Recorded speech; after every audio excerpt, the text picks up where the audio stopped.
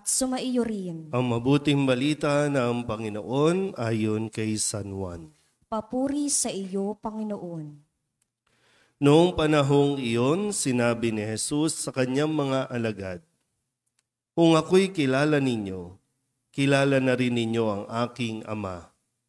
Mula ngayon ay kilala na ninyo siya at inyong nakita." Sinabi sa kanya ni Felipe, "Panginoon, ipakita po ninyo sa amin ang Ama at masisiyahan na kami."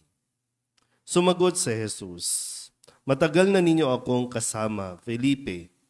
Di yata't hindi mo pa ako nakikilala. Ang nakakita sa akin ay nakakita na sa Ama.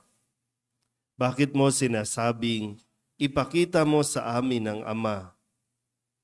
At hindi ka ba naniniwalang ako'y sumasa Ama at ang Ama'y sumasa akin?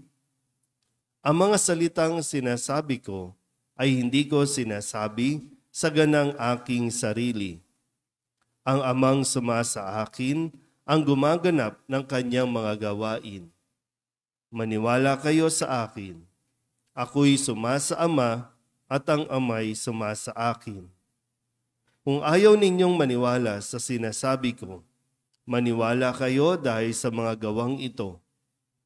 Sinasabi ko sa inyo, ang nananalig sa akin ay makagagawa ng mga ginagawa ko at higit pa rito, sapagkat pupunta na ako sa Ama. At anumang hilingin ninyo sa Ama sa aking pangalan ay gagawin ko, upang maparangalan ng Ama sa pamamagitan ng Anak. Gagawin ko ang anumang hihilingin ninyo sa pangalan ko." Ang mabuting balita ng Panginoon. Pinupuri ka namin, Panginoong Hesukristo. Isang magandang umaga po sa inyong lahat. Ngayon po ay Sabado ng ika-4 na linggo ng Pasko ng Pagkabuhay. At 2 linggo pa at atin pong ipagdiriwang ang kanyang pag-akyat. Kaya nga narinig natin sa dulong bahagi ng ating ebanghelyo na sinasabi niyang sapagkat siya ay pupunta na sa Ama.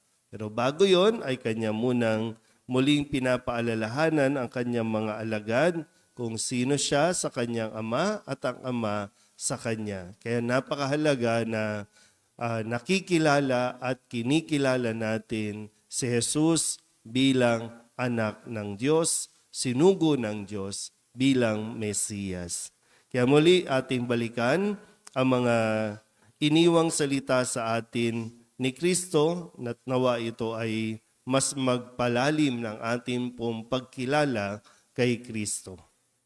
Nung Lunes, ang sabi po ni Kristo, "Naparito ako upang ang mga tupay magkaroon ng buhay, isang buhay na ganap at kasiya-siya."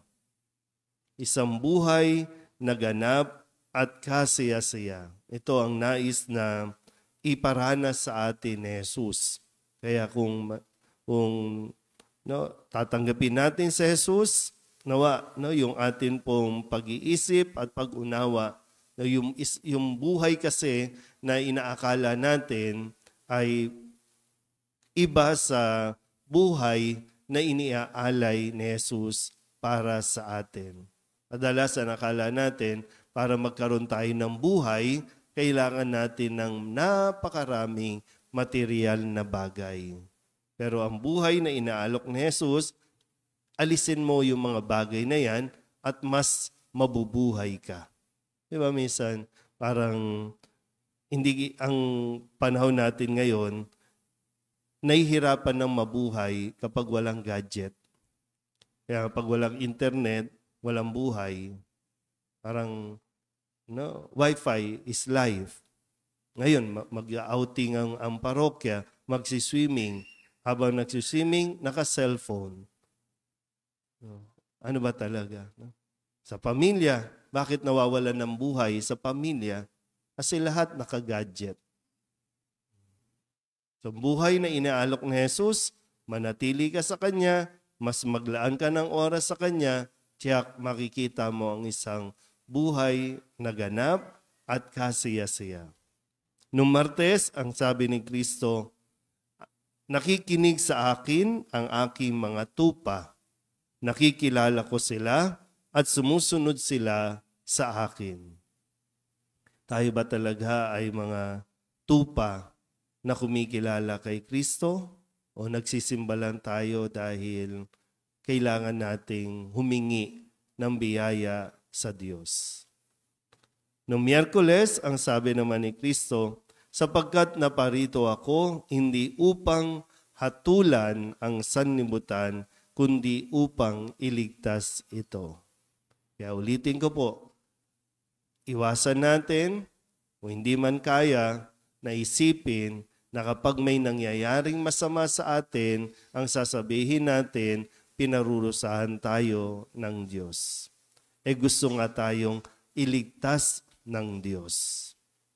Kung naghihirap man tayo, nagkakasakit man tayo, hindi yan parusa ng Diyos. Nung Huwebes, ang sabi naman sa atin, humayo kayo sa buong sanlibutan at ipangaral ninyo sa lahat ang mabuting balita. So hindi lang tayo basta uupo, tatayo, amen, sasagot, kundi mayroon tayong misyon na dapat nating gawin. Saan man tayo magpunta, anuman ang ating ginagawa, huwag nating kakaligtaan na mayroon tayong dapat gawin, ibahagi ang mabuting balita.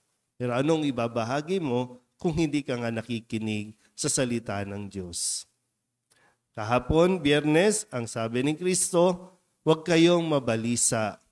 Manalig lang kayo sa Diyos at manalig din kayo sa akin. So matapos na sabihin, humayo kayo, ang sabi ng karamihan, di ko kaya, nakakatakot, maraming basher. Manalig lang kayo sa Diyos. Sa ating paraan, sa kung sino ka, kaya mo at magagawan mo ng paraan na makapagbahagi ng mabuting balita. At ngayon, sabi nga ni Kristo, gagawin ko ang anumang hilingin ninyo sa pangalan ko. Gagawin ko ang anumang hilingin ninyo sa pangalan ko. Ganyan ang pangako ni Jesus para sa lahat ng mga kumikilala at nakikinig at lalong-lalo na nagsasagawa ng kanyang mga utos o mga bilin sa atin. Amen?